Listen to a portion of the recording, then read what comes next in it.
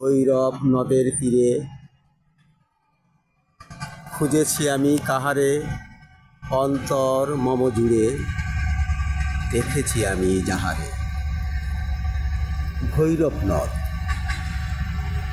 এই ভৈরব নদের উপরে প্রিয় দর্শক দেখতে পাচ্ছেন এই পাশে কিছু কার্গো জাহাজ দাঁড়িয়ে আছে, তারা পণ্য খালাস করছে। এই পাশে ওপাশে কয়েকটি ইঞ্জিন চালিত নৌকা আছে, একটি নৌকাও যাচ্ছে, আরও একটি ইঞ্জিন চালিত মোটর ভেসেল আসছে। এ পাশেও দুটি ইঞ্জিন চালিত নৌযান সেখানে পণ্য নিয়ে আসছে। দূরে দেখতে পাচ্ছেন ওপাশেও কয়েকটি মোটর ভেসেল অবস্থান করছে। এই ভৈরব নদ একটি ঐতিহ্যবাহী নদ, বহু বছরের পুরনো একটি নদ। এই নদের তীরে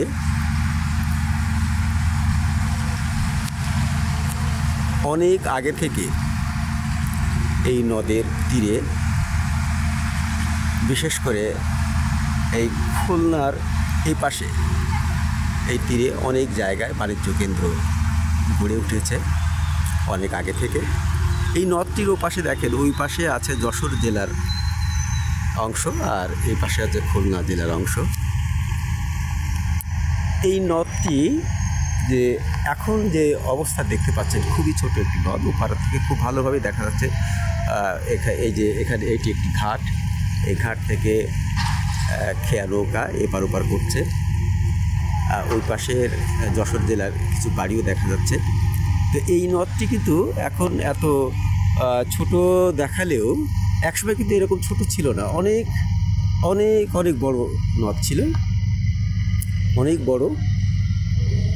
এবং এই নদের যে পদ্মা নদীর মতো যে প্রমত্ততা, সেই প্রমত্ততা ছিল।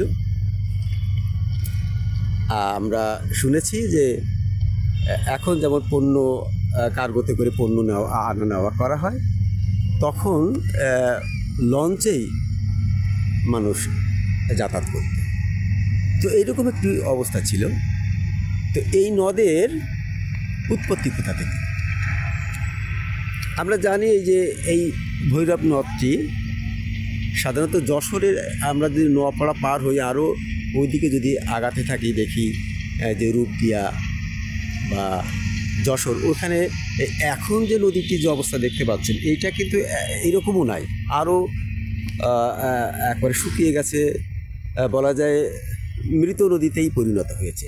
তো এই নদটি যশোর জেলার চৌগাছা উপজেলার যে মাথাভাঙা নদী থেকে উৎপত্তি হয়েছে কপোতাক্ষ নদ। এই কপোতাক্ষ নদেরই কিন্তু একটি শাখা।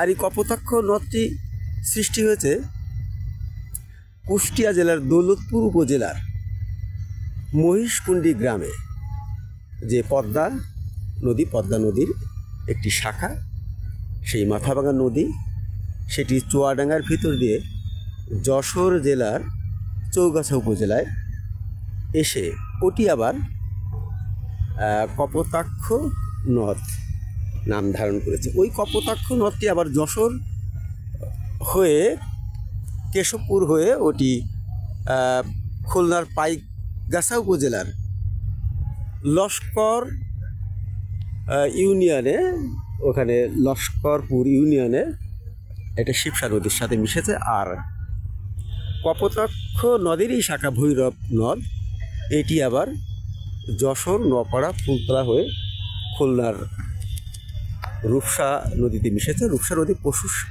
পশুর নদীর সাথে মিশে যে ওটি সুন্দরবনের ভিতর দিয়ে ওটি বঙ্গোপসাগরে পতিত হয়েছে। তো এই যে ভৈরব নদ, ভৈরব নদের যে যৌবন আমরা শুনেছি যে যৌবনটা ছিল, সেটা কিন্তু এখন আর এই যৌবনটা দেখা যাচ্ছে না। দেখেন, যদিও এখন দেখেন ভাটা, জোয়ার হলে একটু এখানকার জল একটু বাড়বে ঠিকই, কিন্তু সেই রূপটি আর দেখা যাবে না। তারপরেও এখনও এই নদীতে, আমি আগেই বলেছি যে পণ্য আনা নেওয়ার জন্য কার্গো জাহাজ, বাস, ইঞ্জিন চালিত নৌকা এসব এখনও চলাচল করে। এই দেখেন একটু, এই যে এখান থেকে পণ্য আমি আগেই দেখিয়েছি, এই মালামাল নামাচ্ছে। ওই পাশে দেখেন এক্সকেভেটর দিয়ে মাটি তুলছে, না এটা কি তুলছে বোধহয়, বালি কি পাথর তুলছে, এটা দূরে থেকে দেখা যাচ্ছে, দূর থেকে দেখা যাচ্ছে সম্ভবত ওটা পাথর বা বড় মোটা বালি, এইরকম জাতীয় কিছু একটা হবে। তো প্রিয় দর্শক, ওই পাশে দেখছেন একটি খেয়া